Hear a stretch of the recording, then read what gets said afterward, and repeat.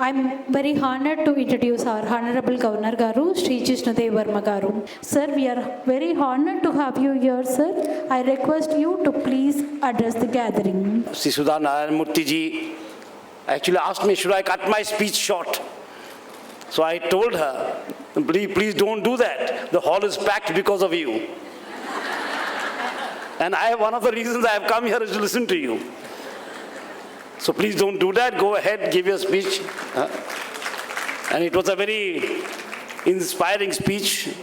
In this age of information and internet and social media, there is an ocean of information, but very few ripples of inspiration are here. Information is uncountable, but inspiration is a little less. So in this era, people like them inspire others to do. And here we are gathered today, women academicians, and the Vice Chancellor, the Lady Vice Chancellor made a lovely remark that I have never seen so many women and so few men. I'm happy to be one of the few. I'm happy to be one of the few. I remember many years ago, I was a minister also.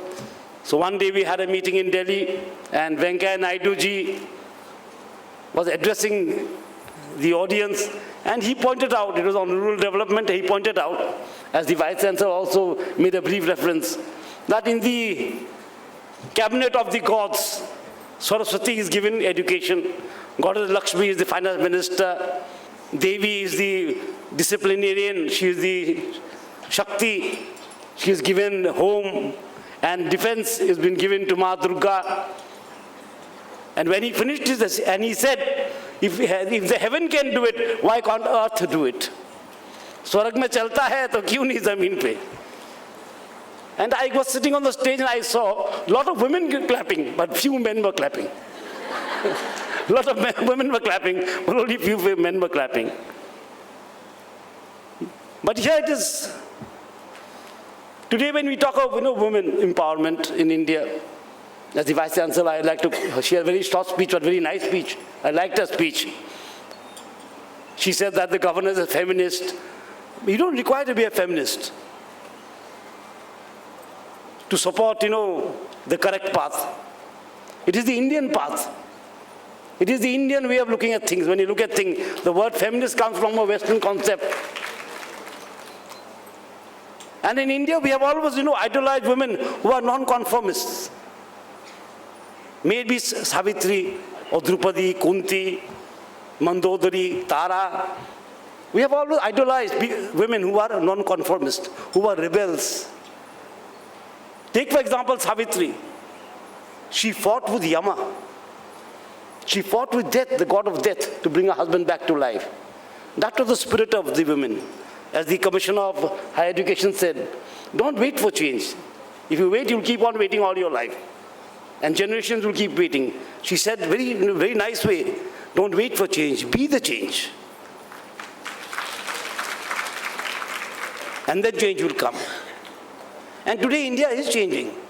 When you talk of new India, we are talking about Punarnirman, not so much of Navanirman. We are talking more of Punarnirman, how to restructure a society.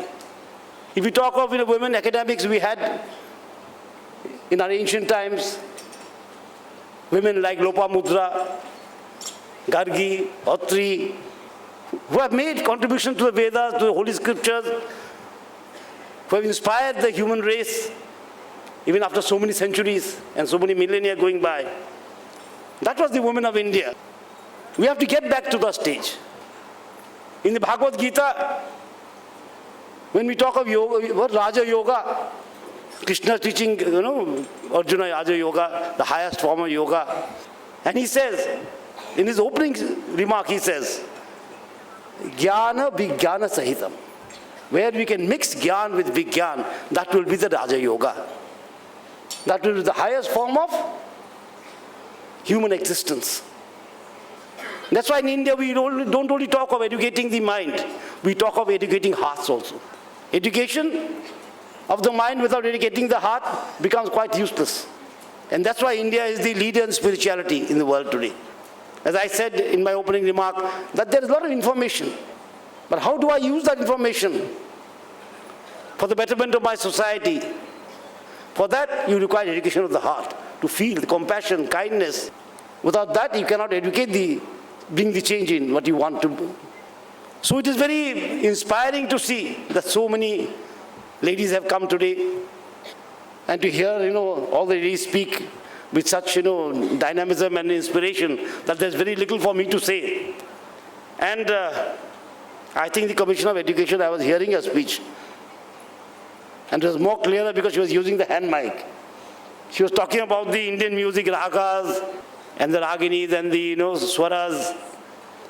And the Indian music is the greatest form of Indian thought, actually.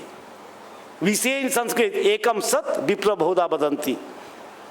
That is signified most beautifully in our Indian classical music.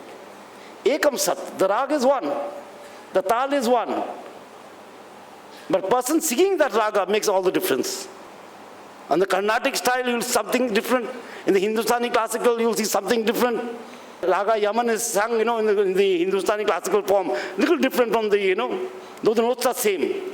The tala may be teen tal, same rag, but different.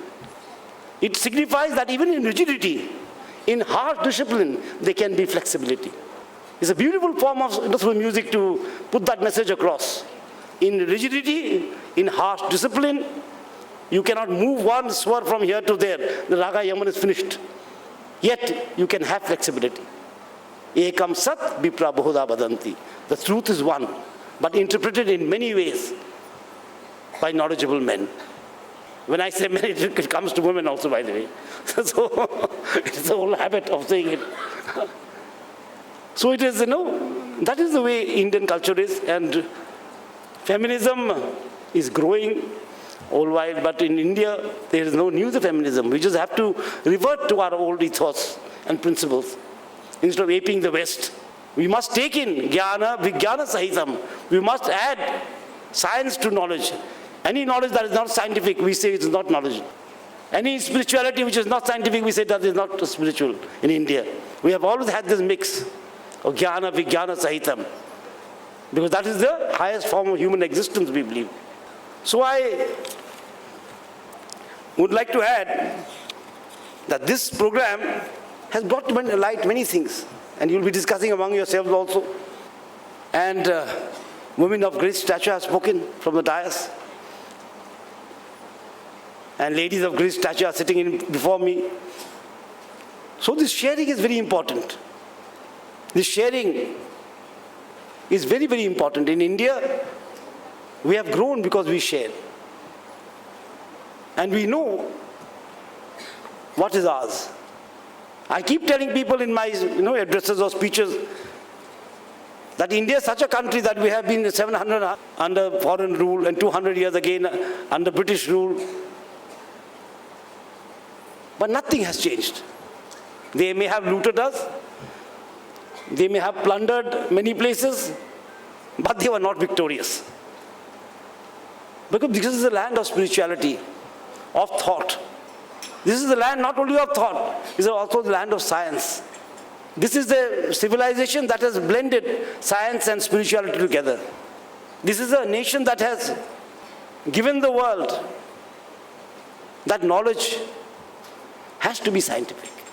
This is the civilization that has taught that following something, a doctrine or a dogma, or following some path is not all. You have to be and become something. You have to become something, you have to be something. We have given the world the doctrine of being and becoming. And today when I speak of women empowerment, half the society is women, half the world is women. We cannot talk about development leaving half the society behind. That is neither what to say scientific, neither ethical, neither mathematically correct. When we talk of sabka saath, sabka vikas, we cannot talk about leaving half the society behind. And as the commissioner said, I like her speech because I said you become that powerful. It's not about discussing that how powerful we are or how powerful we should become, what should be done. Do it. And then you will become that. That is what India teaches us. Do it and you will become that. And I am very grateful to the organizers for having invited me here. It's a lovely time I spent, heard so many speeches, and I've realized that how wonderful it can be to be in minority sometimes. It can be a very wonderful experience to be in minority sometimes and to listen to the other side. And we'll see you again. Let me thank you all for giving me a patient hearing. Jai Hind, Jai Bharat.